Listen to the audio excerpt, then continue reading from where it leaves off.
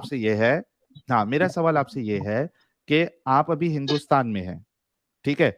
अब हिंदुस्तान में राज्यसभा में बिल पास हो गया है यूसीसी का, कुछ वोटिंग वोटिंग हुई है, उसमें पलड़ा जो है वो यूसीसी लाने का भारी है। अब हो सकता है कि 2-3 महीने में, ये 6-7 महीने में इस्लामिक पर्सनल लॉ जो है वो पूरा खत्म हो जाएगा और यूनिफॉर्म सिविल कोड आ जाएगा, जिसमें आपके अपने बनाए हुए कानून नहीं चलेंगे। अब ये बताओ कि यूनिफॉर्म सिविल कोड के हिसाब से अगर कोई रिलीजन छोड़ भी देता है और वो हाँ मियाँ बीवी है, तो उनका हाँ। रिश्ता नहीं टूटता, उनका तलाक नहीं होगा। अरे मैं क्या बोल रहा हूँ, सुनो सुनो, किसी का रिश्ता तोड़ना और नहीं तोड़ना वो सिविल कोर्ट तय करेगी कि हाँ मैं वही आपस कह रहा हूँ में ना। किसी के, मैं किसी के आपस में, हाँ, अंडरस्टैंड नहीं है जो आपस में रहने वाले, हाँ, हम्म। अंडरस्टैंड नहीं है तो वो सिविल कोर्ट तय करेगी कि तुम नहीं अलग हो सकते हो। हाँ सिविल कोर्ट में केस जाता है, देखो जब तलाक का मामला हाँ आता है ना, डिवोर्स का, सुनो, ऐसी कोई किसी को तलाक नहीं दे सकता। डिवोर्स का जो तरीका होता है वो आप और आपकी वाइफ जो भी फाइल करेगा, दोनों की हियरिंग होगी और उसके बाद फिर फैसला होगा कि आप जो है, यानी मिसाल के तौर पे आप तलाक देना चाहते हैं लेकिन आपकी वाइफ नहीं देना चाहती है, तो आपका तलाक नहीं माना जाएगा, ठीक है। तो मैं आपसे ये पूछ रहा हूँ कि इंडिया में सिविल कोड आ जाएगा, उसके हिसाब से आप आपकी शादी नहीं टूटती, यानी कोई अगर पार्टनर जो है मजहब छोड़ देता है तो उसकी शादी नहीं टूटती। अब बताओ कि इंडिया के कानून को मानोगे और अपनी बीवी को रखोगे आप, या फिर हम्म। इस्लाम के कानून को मानोगे और अपनी बीवी को निकाल दोगे, क्या करोगे? सिविल कोर्ट कानून क्या डालेगा? किसी के पर्सनल में इंटरफेयर करेगा सिविल कोर्ट? खत्म हो रहा, खत्म, हाँ इंटरफेयर खत्म। करेगा? अगर उनके हाँ। अंदर अंडरस्टैंडिंग नहीं है तो सिविल कोर्ट की माँ की नहीं आंख। आपकी सिविल बीवी, कोर्ट कौन होती है उनके बीच में बोलने वाली? नहीं आपकी बीवी आपको तलाक नहीं देना चाहती है, आप उसको देना चाहते हैं, अरे आपकी बीवी बीवी नहीं देना बीवी चाहती। बीवी कहाँ से देगी? बीवी को मैं दूंगा तलाक। बीवी नहीं कहाँ से आप, देगी? और अरे भाई बीवी का आपको बाप अभी हद खानदान भी कहाँ नहीं से देगा? रहेगा। कोई बात। अरे मैं बोल रहा सिविल कोर्ट की माँ की आंख। सिविल कोर्ट कहाँ से देने वाली? जब अब बीवी में अंडरस्टैंडिंग रहेगी तो सिविल कोर्ट मतलब कहाँ लॉ से को नहीं मानेंगे आएगी आप, अपना अपना आप लॉ को नहीं निचवाला मानेंगे, चाटने? लॉ को नहीं मानेंगे। अरे लॉ की माँ की आंख, लॉ काय को माने? लॉ काय को कोई देखो मानेगा? ये बता मेरे गाइस, को। अरे गाइस की माँ, तू भाई मैं तेरे को बता रहा हूँ, अगर हमारे अंदर अंडरस्टैंडिंग नहीं है तो हम क्यों मारेंगे सिविल कोर्ट और ये वो? तुम्हारी बीवी बोल रही है कि मुझे आपको नहीं छोड़ना है, मैं आपसे मोहब्बत करती हूँ, अरे तुम बोल रहे हो मैं कि नहीं। बीवी, सुन, हाँ बीवी को क्या मैं जोड़ के रखा हूँ? बीवी अगर मेरे मेरे साथ में अंडरस्टैंड रहेगी तो मैं रहूंगा, नहीं अंडरस्टैंड रहेगी तो मैं तलाक दूंगा, बात खत्म होगी। मतलब उस, तेरा तेरा मतलब देख, मेरा अगर, मेरा देख, चाहे कुछ भी नहीं रहे। वो, अरे भाई वो बोल रही है कि आप इस्लाम पे रहो, मैं इस्लाम पे नहीं रहूंगी, मुझे आपको तलाक नहीं देना है। और लॉ कह रहा है इंडिया का, सिविल कोड जब यूनिफॉर्म सिविल कोड आ जाएगा कि आप ऐसा तलाक नहीं होता, आपकी वो बीवी ही है, तो आप कह रहे हो कि मैं उस लॉ को नहीं मानूंगा, चाहे अभी उस लॉ में अगर अरे आपको 3 साल की एक बात सजा बता मुझे, मिले तो आप। रुक रुक रुक, मेरी एक बात बता। तेरी बीवी हाँ। है और तू जो है तेरी बीवी तेरे को तलाक देना चाहती है। अब हम्म। सिविल कोर्ट ने कहा है तलाक नहीं दे सकते। ये कौन सा सिविल कोर्ट का इंटरफेयर करने का बिल्कुल, कर सकती क्योंकि है? सिविल कोर्ट कोई काय को इंटरफेयर करेगी, करेगी? चाहे बिल्कुल, वो बीवी का हो, बिल्कुल, चाहे वो शौहर का हो, कोई भी बिल्कुल। एक दूसरे को अगर ना अलग नहीं शौहर, मानता है, नहीं तो काय नहीं को इंटरफेयर करेगी? वो अपना अलग हो जाए, करती, करेगी भाई, कोई मेरे किसी को भाई नहीं कर थोड़ा सकता है। थोड़ा सब्र कर ले, थोड़ा पानी पी ले। पानी बिल्कुल। नहीं, तू अगर, मेरे को इसका जवाब दे पहले। अच्छा थोड़ा म्यूट, दोनों में से मैं जवाब दे अगर रहा हूँ, अरे बीवी भाई के ऊपर ये मामला आ जाए मैं फिर क्या जवाब दे करेगी? रहा हूँ, थोड़ा रुक जाना भाई, मैं जवाब दे रहा हूँ। अगर आपने कोर्ट में, आपको हाँ डिवोर्स लेना है इंडियन कानून के हिसाब से, तो आपकी बीवी और आप दोनों तलाक के लिए राजी होना चाहिए, वरना आपका तलाक नहीं होगा। दोनों राजी होना चाहिए, वरना ये आपको कैसा? ऐसा सुन रीजन बताना सुन पड़ेगा, सुनो सुन, मेरी बात, वो दूध। पूरी बात सुन लो पहले। वरना आपको ऐसा रीजन, वैलिड रीजन बताना पड़ेगा जिसकी बुनियाद पे कोर्ट ये फैसला करे कि ठीक है, अब ये बिल्कुल यानी रहने के लायक नहीं है, या कुछ ऐसा ऐसा आपको वहां पे सबूत देना पड़ेगा जिसकी बुनियाद पे कोर्ट ये फैसला करेगी कि ठीक है आपका डिवोर्स होगा। ऐसी होता है ना अली भाई?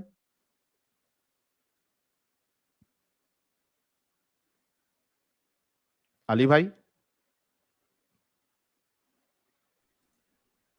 ओके ठीक है, अली भाई शायद म्यूट पे है।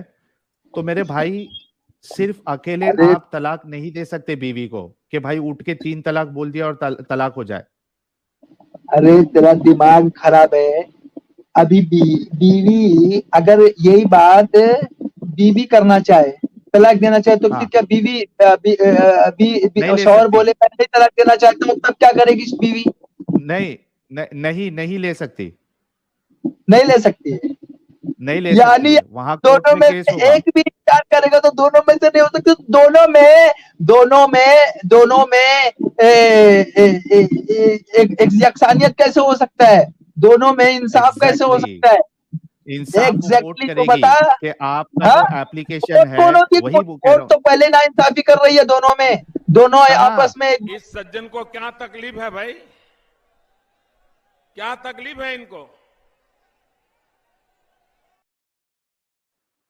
हाँ, तो अरे मेरे भाई, जहालत कर रहा है, मोपेश जहालत। भाई, अच्छा हाँ, सिर्फ इतना बोल दो आप कि आपने ये कहा ना कि मैं उस कानून को नहीं मानूंगा, बस ये लास्ट आपका बात है ना? अरे कानून को मानेंगे तो कानून के ऊपर फसाद फैलेगा, मैं ये बात तेको बता रहा हूँ। तो पहली आप बात नहीं तो जब मानोगे उस कानून को? अंडरस्टैंडिंग नहीं रहती है, सुन, अंडरस्टैंडिंग जब नहीं होती है ना, अंडरस्टैंडिंग, पहली बात तो तूने तो शादी किया नहीं है, तेरे को क्या है भाई, तुम लोग शादी के और इससे कोई मतलब नहीं है। तुम लोग को जैसा तैसा मिलता है, हराम का हलाल का खाते रहो, तुम लोग को फर्क नहीं पड़ता है ना? तो तुम लोगों को कुछ नहीं फर्क पड़ेगा, किसी की क्या माँ है, किसी की क्या बहन है, किसी की क्या बेटी है, तुम लोग को कोई फर्क नहीं पड़ेगा।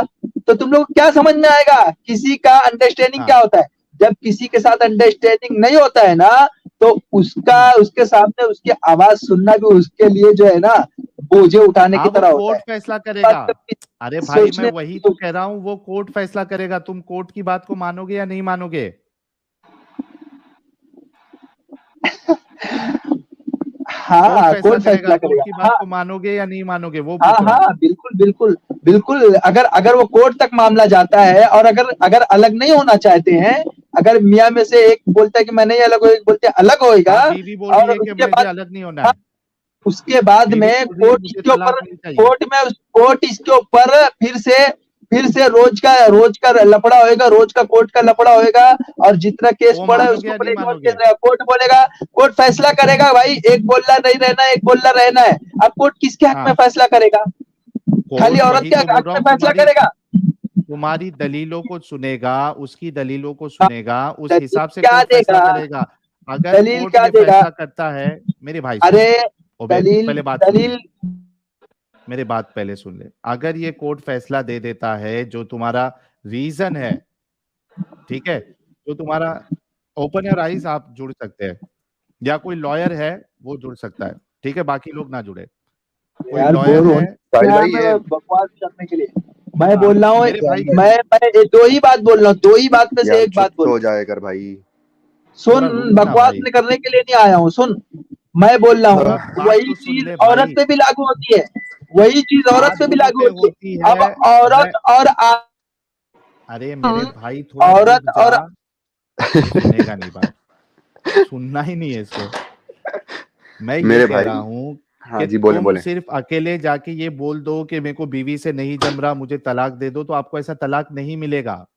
आपको वहां केस करना पड़ेगा, उसके बाद आपकी हियरिंग चलेगी, कोर्ट आपकी वजह सुनेगा कि भाई आपको क्यों तलाक देना है, वो वैलिड वजह है या नहीं है। तुम जाके ये वजह दोगे कि ये काफिर हो गई है, इस वजह से मुझे तलाक चाहिए, और यूसीसी आ गया, तो ये वजह नहीं बनेगी आपकी तलाक देने की।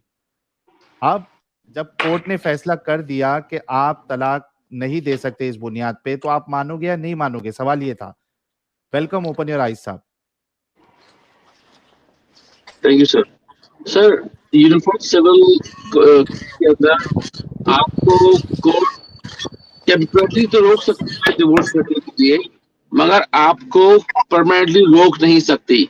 उसका जो डिफरेंस है कि आजकल क्या होता है कि सिर्फ मुस्लिम मेल को अलाउड है डिवोर्स को फाइल करना, फीमेल को अलाउड नहीं है। तो बाद में क्या होगा कि फीमेल भी डिवोर्स कर सकती हैं, और जब डिवोर्स होता है तो अभी एक मेहर के तरह से पैसा थोड़ा सा जो पहले डिसाइड कर लिया जाता है सिर्फ उतना मिलता है। जब यूनिफॉर्म हो जाएगा तो जो उनकी प्रॉपर्टी होगी उसको एकदम बीच में स्प्लिट किया जाएगा, या कोर्ट डिसाइड करेगा किसको कितना मिलना है based on the income. Second of all, जो उनके बच्चे होते हैं उनकी जो कस्टडी का मैटर आएगा उसमें कोर्ट इन्वॉल्व हो जाएगा। अभी सिर्फ मेल डोमिनेंट है, मगर डिवोर्स करना दोनों में से किसी को भी अलाउड है। ओपन योर आइज, मेरा सवाल ये है, और इंडियन लॉयर साहब भी जुड़े हैं, शायद वो डिस्कनेक्ट हो गए। मेरा सवाल ये है कि अगर मैं कोर्ट में जाता हूं, ठीक है, एप्लीकेशन लेके कि भाई मेरी बीवी काफिरा हो गई है, मुझे इससे तलाक चाहिए, और उसकी बीवी का ये कहना है, ठीक है, उसकी बीवी का ये कहना है कि नहीं मुझे इससे तलाक नहीं चाहिए, अब क्या ऑप्शन है? इंडियन लॉयर्स आपको भी ले लेते हैं। मैं आपको तब भी डिवोर्स मिलेगा, बिकॉज शादी करने के लिए दोनों की हाँ चाहिए, मगर शादी तोड़ने के लिए एटलीस्ट एक की भी ना चलेगी। तो उसमें होता क्या है, मैं भी आपको बोलने वाला था, अगर आप कोर्ट जाते हो ये लेके, अगर औरत जाती है, आई एम सॉरी मैं कट कर रहा हूँ आपको, लेकिन मैं थोड़ा छोटा कर दूं इसको, कि आप अगर कोर्ट जाते हो, एक औरत अगर कोर्ट जाती है ये बोलने के लिए कि मुझे अली के साथ नहीं रहना है, तो कोर्ट उससे पूछेगा भाई कोर्ट के पास कोई राइट नहीं है डिसाइड करने का कि उसके छोड़ने की वजह सही है या गलत है। कोर्ट बोलेगा आपको नहीं रहना, आप ना रहो। कोर्ट उस पर जबरदस्ती नहीं कर सकता कि नहीं हमें तुम्हारी वजह समझ में नहीं आई। समझ रहे? औरत के पास राइट है कि वो जब चाहे जिसे चाहे छोड़ दे बगैर वजह के, बस उसकी दिल भर गया, बस उसका दिल भर गया। एक्स मुस्लिम अली भाई, यहाँ पे कोर्ट में जो डिवोर्स के केस जो है सालों साल तक फिर लटके पड़े रहते हैं, मतलब एक किसी को अगर डिवोर्स लेना है तो उसको मिलता नहीं है डिवोर्स।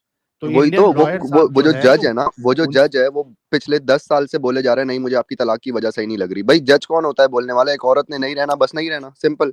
नहीं ठीक है, that is a different thing Ali भाई, that is a different thing whether it is right और रॉन्ग। हम कानून समझ रहे हैं और क्या ये कानून का पालन करेंगे या नहीं हमें वो जानना है। इंडियन लॉयर साहब, हाँ इंडियन लॉयर साहब आपका इस्तकबाल है। Thank you. देखिए सर आप लॉयर है? जी मैं लॉयर हूँ। अच्छा, सबसे पहले तो मेरे लिए ये बहुत खुशी की बात है कि जब भी हमें किसी एक्सपर्ट की जरूरत पड़ती है, चाहे वो डॉक्टर्स की टीम हो, मेडिकल वाले हो, फिजिसिस्ट हो या सीए हो, कुछ भी हो, एक आवाज देने पे हमारे व्यूअर्स आ जाते हैं और हर तरीके के हर प्रोफेशन वाले लोग हमें देखते हैं, सुनते हैं। It's an honour for us. तो थैंक यू इंडियन लॉयर साहब जुड़ने के लिए। थैंक यू साहिल, ये मेरे लिए भी ऑनर है। आप जो काम कर रहे हैं उसके लिए बहुत करेज और बहुत गट चाहिए और बहुत हिम्मत चाहिए। तो अगर हम लोग आपका कुछ हेल्प कर सके तो this is our honour too. So it is an absolute honour to be on your show.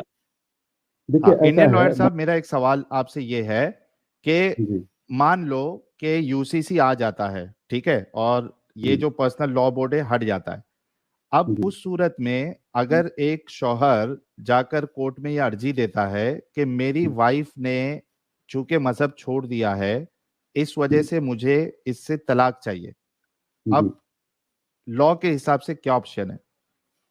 देखिए अब चूंकि यूसीसी आ गया तो उसका लॉ वाला, ये रिलीजन वाला जो लॉ है उससे चलेगा नहीं।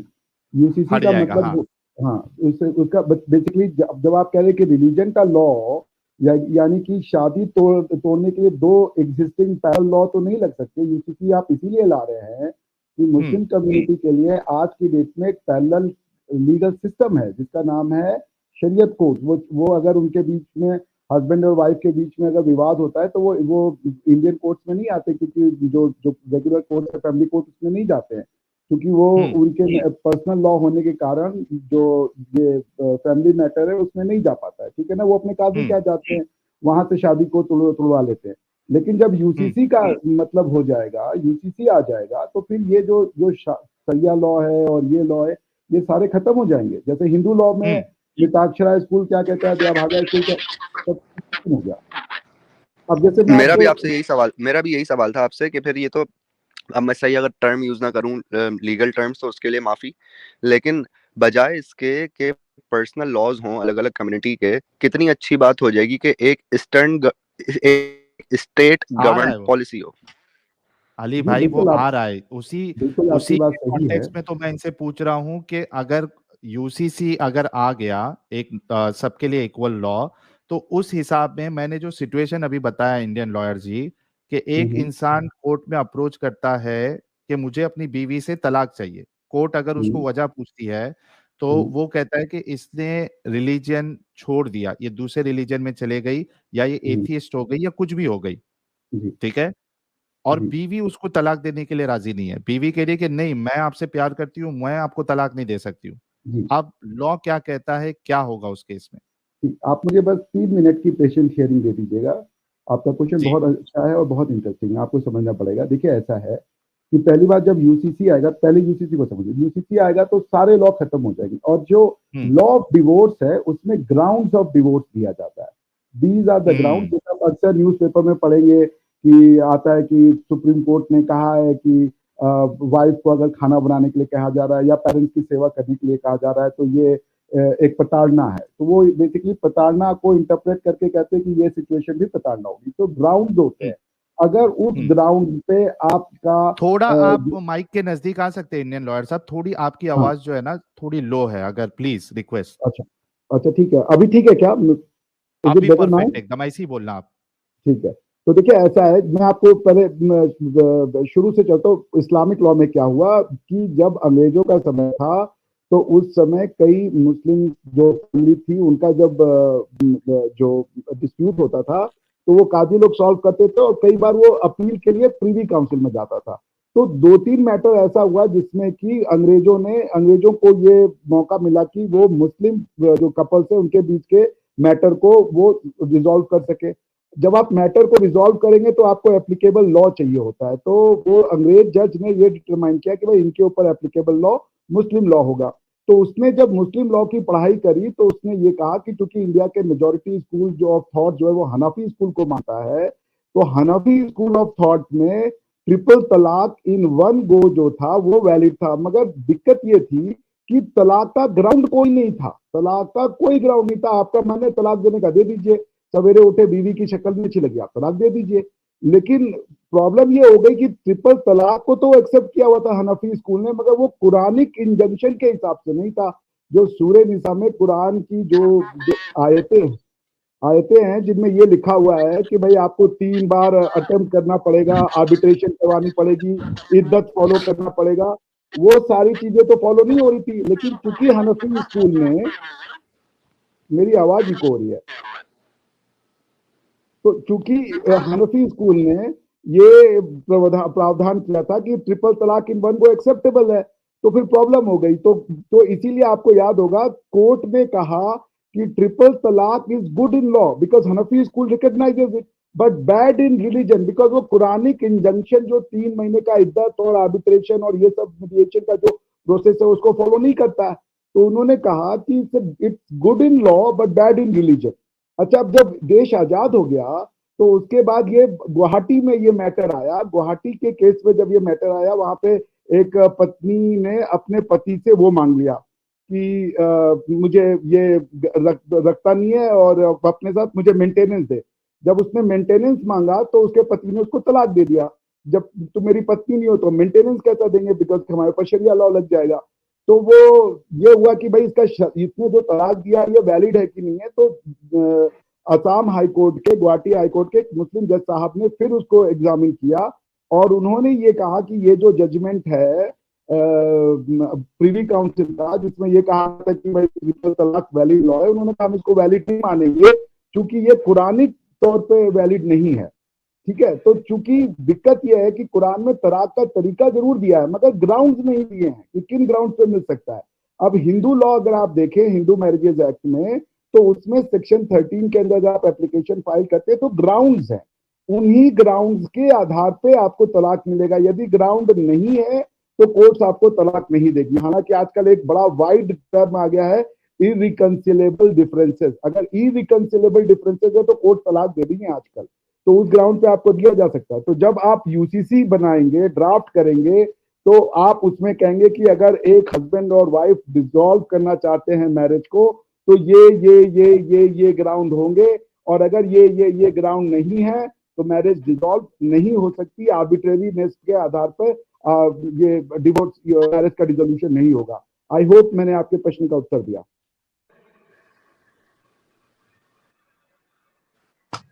हाँ, थैंक यू इंडियन लॉयर साहब। मैं कह रहा हूं कि उसमें अगर ग्राउंड्स में ये बात लिखी जाती है कि रिलीजन का छोड़ देना ये कोई ग्राउंड नहीं है तलाक देने का। एग्जैक्टली, ये मैं कहना चाह रहा था सभी लोगों को। जी हेलो। हाँ जी, हाँ, मक्का फाउंडेशन में अपनी बात रखो। साहिल भाई, मैं इंडियन लॉयर जी से 2 मिनट बात करना चाहता हूँ। जी हाँ, हेलो सर।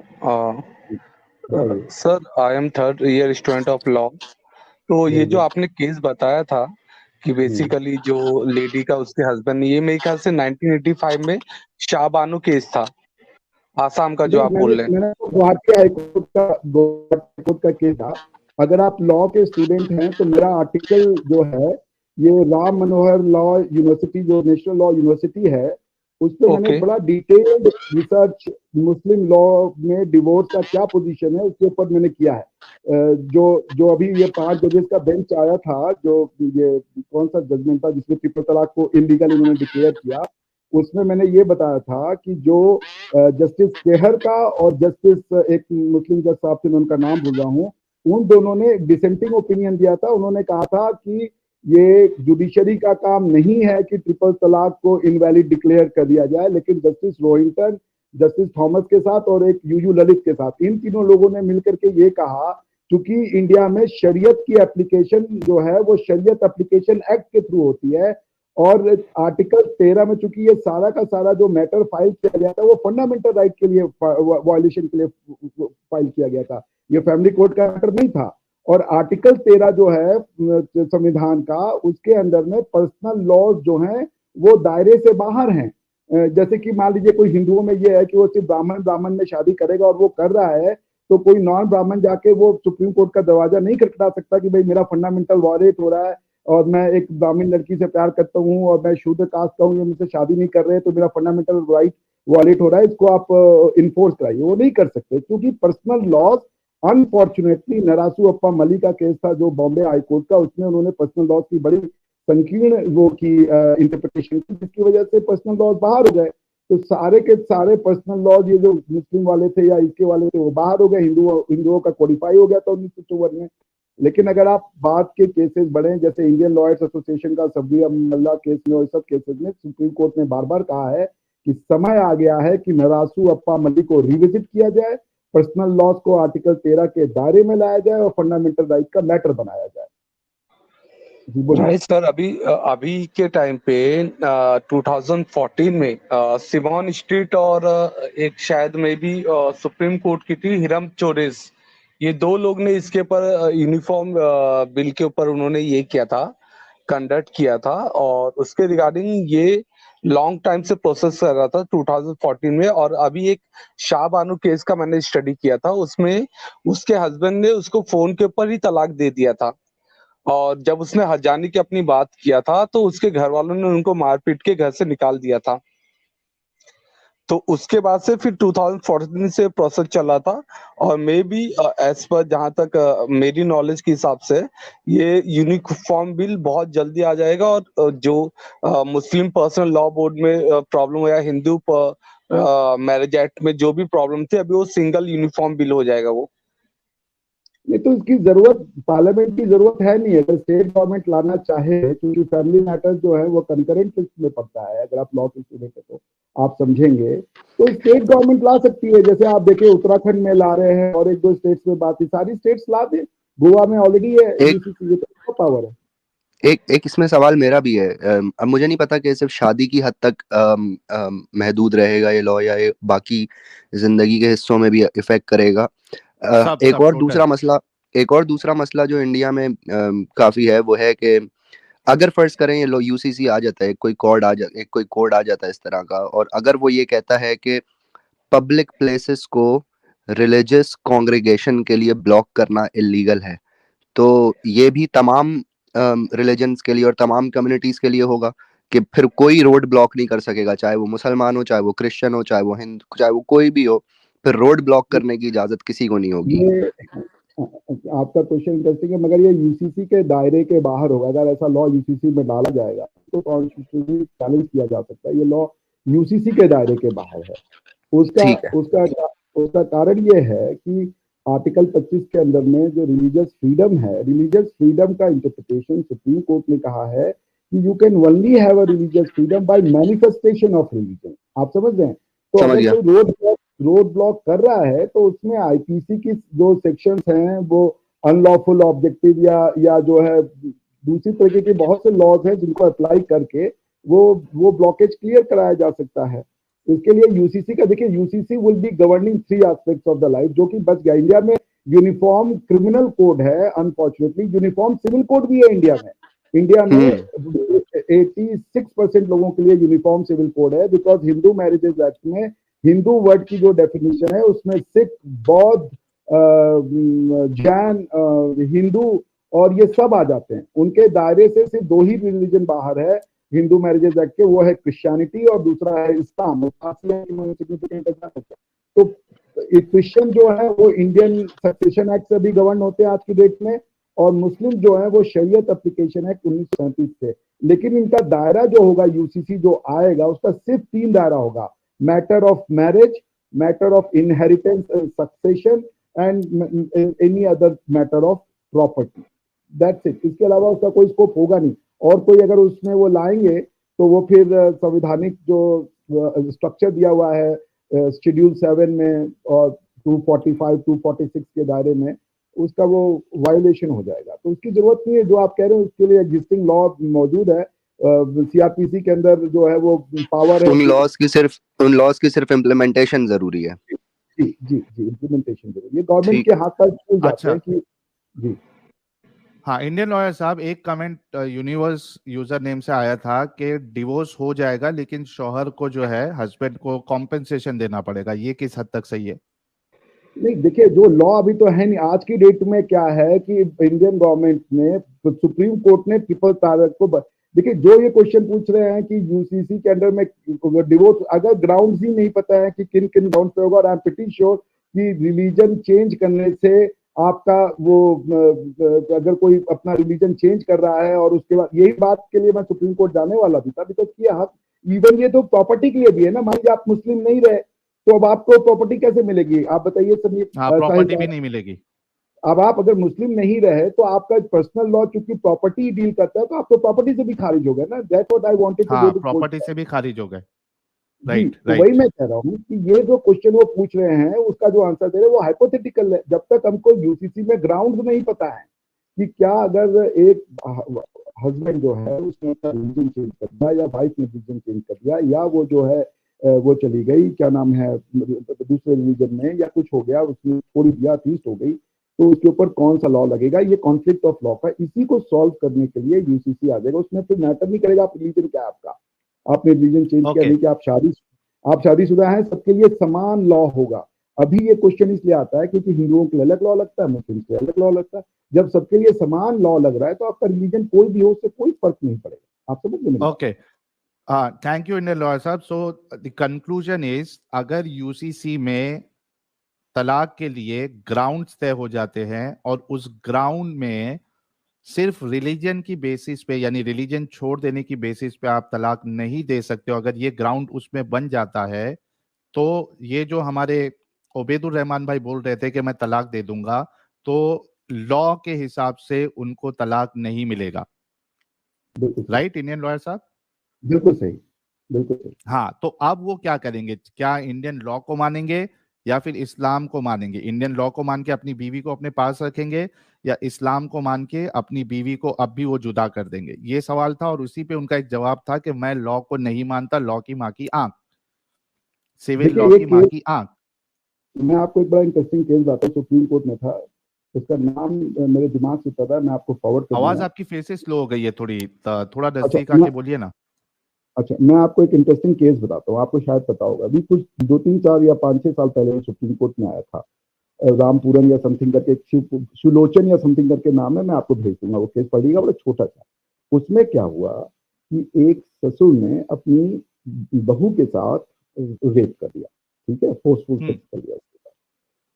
टेक्निकली तो ये मैटर क्रिमिनल लॉ का बनता है, ठीक है ना, ये रेप है, मगर वो लोग क्योंकि पुलिस गए नहीं, उन्होंने काजी को बुलवा लिया, ठीक है। तो काजी साहब ने डिसीजन दिया कि चूंकि इनके साथ सेक्स हो गया है तो अब ये तो इनकी बीवी हो गई, और जो इनका शौहर है वो इनका बेटा हो गया, ठीक। अब हुआ ये कि जब ये मैटर हुआ तो कुछ लोगों ने इसको कोर्ट में चैलेंज कर दिया कि भाई ये कैसा, ये जो इस तरीके का डिसीजन आ रहा है, इसकी क्या वैलिडिटी है। सुप्रीम कोर्ट में आया, तो सुप्रीम कोर्ट ने गवर्नमेंट ऑफ इंडिया से उस समय कहा कि आप एफिडेविट दायर कीजिए। तो गवर्नमेंट ऑफ इंडिया ने एफिडेविट दायर करके कहा कि भाई ये जो इस तरीके के काजी कोर्ट है ये हर जगह चलते हैं, मगर हम हमारी नजरों में इनकी कोई वैधानिकता नहीं है, they are not legal in our eyes. But अगर कोई मानना चाह रहा है तो हम क्या कर सकते हैं, हम किसी को रोक तो सकते नहीं। लोग जा रहे हैं काजी के बाद मैटर सॉल्व करवाना चाहते हैं तो करवा लें, हमको कोई ऑब्जेक्शन नहीं है, मगर ये इलीगल है हमारी in the eyes of the Indian Constitution, Indian government and legal system, they are illegal. और सुप्रीम कोर्ट ने भी यही कहा कि भाई ये इलीगल है, इनका कोई स्थान नहीं है। ये डिसीजन अगर वो दिया भी हुआ है, कल को वो जाके पुलिस थाने में कंप्लेंट कर दे कि मेरे साथ रेप हुआ है, तो उसके कहने से पति नहीं बन जाएगा, वो उसके ऊपर रेप का मुकदमा चलेगा। तो ये फिर वही बात आप कह दिए कि अगर आपको लॉ नहीं मानना है तो दुनिया का कोई भी लीगल सिस्टम आपको फोर्स नहीं कर सकता लॉ मानने के लिए। खासकर डेमोक्रेटिक सेटअप में लॉ माना ही जाता है जब आप इच्छा से उसको जो पुलिस है वो एक्सेप्शन के लिए है। आप पुलिस स्टेट में थोड़े तब्दील कर देंगे कि स्टेट को कि अगर 1 अरब लोग हैं तो आपने फिर 1 अरब पुलिस फोर्स चाहिए 4 आदमी से आप लॉ इन्फोर्स करें। अगर वो नहीं मानेंगे कुछ नहीं किया जा सकता, उनकी मर्जी है, उनकी फैमिली और सोसाइटी और उस लड़की का वो होगा, प्रॉब्लम होगा, लेकिन लीगली वो मैरिज तो रिजॉल्व नहीं होगा in the eyes of law. UCC आ जाएगा, प्रॉपर्टी भी उसको मिलेगी, उसके बच्चे को भी प्रॉपर्टी मिलेगी, क्योंकि रिलीजन का कोई स्पेस ही नहीं रहेगा। आपका रिलीजियस लॉ क्या कहता है, ये इमटेरियल हो जाएगा, इनसिग्निफिकेंट हो जाएगा, काजी की कोई वैल्यू नहीं चलेगी और इसकी कोई वैल्यू नहीं चलेगी, जो लॉ ने कह दिया। जी इंडियन लॉयर साहब, एक लास्ट सवाल हमारे डॉक्टर वाला से है, उसके बाद फिर हम नॉर्मल डिस्कशन पे आएंगे कि एडॉप्शन पे भी लागू होगा क्या ये लॉ? जी बिल्कुल, मैंने आपको कह दिया जो 4 एरियाज जिन पे ये लागू होगा वो होगा इनहेरिटेंस, सक्सेशन, एडॉप्शन एंड आपका ये डिवोर्स। ये 4 मैटर से यूसीसी लगेगा। ओके डॉक्टर वाला साहब, आई होप आपके सवाल का जवाब मिल गया होगा। बहुत बहुत देखिए बहुत बहुत शुक्रिया जी इंडियन लॉयर साहब, आपका बहुत बहुत शुक्रिया, आप वक्त पे आए और बड़ी एजुकेशनल बातें आपने बताई। आई एम श्योर कि जितने लोग, थोड़े व्यूअर्स कम हो गए, बोरिंग लगा होगा कुछ लोगों को, लेकिन जितने सुनने वाले हैं जिनको समझना है चीज़ों को, उनके लिए बहुत इंफॉर्मेटिव होगा ये सेशन जो हमारे इंडियन लॉयर साहब ने जो कुछ हमें बताया। सर बहुत बहुत शुक्रिया आपके कीमती वक्त का और जुड़ने का। थैंक यू आप मुझे हटा दीजिए, मुझे पता नहीं कैसे। जी ओपन योर आइज भाई। Yes sir. हाँ कुछ ऐड करना है आपको, फिर उसके बाद हम मोमिनों की तरफ रुख करेंगे। ठीक है मैं निकलता हूं। चलिए, thank you so much open your eyes भाई जुड़ने के लिए। जी हाँ चलिए, इमाम साहब बड़े जमाने बाद ज्वाइन किए, कहाँ गायब थे आप इतने जमाने से? भाई मैं अपनी किताब हिंदी में ट्रांसलेट कर रहा था और एक और नई किताब लिख रहा था, और एक नया काम मैंने स्टार्ट करा कि जितनी भी इंडिया में दरगाहें थी जिन पे स्पेशली हिंदूज जाते हैं और वहाँ पे चादरें चढ़ाते हैं और बेवकूफ़ बनते हैं, उन लोगों को किसी ने डिबंक नहीं करा है। अब मैं नाम नहीं लूंगा आपके चाहे, बट उन लोगों को डिबंक करा जाए कि उनका एक्चुअल कैरेक्टर क्या था, उन्हीं के जो सबसे ऑथेंटिक किताबें उससे जो उनकी लाइफ पे लिखी गई, जो सबसे अर्ली स्क्रिप्चर्स थी, उनसे उनकी लाइफ को डिबंक करा जाए। ओके ठीक है, तो हमारे इमाम साहब जो है वो कुछ ट्रांसलेशन के काम में और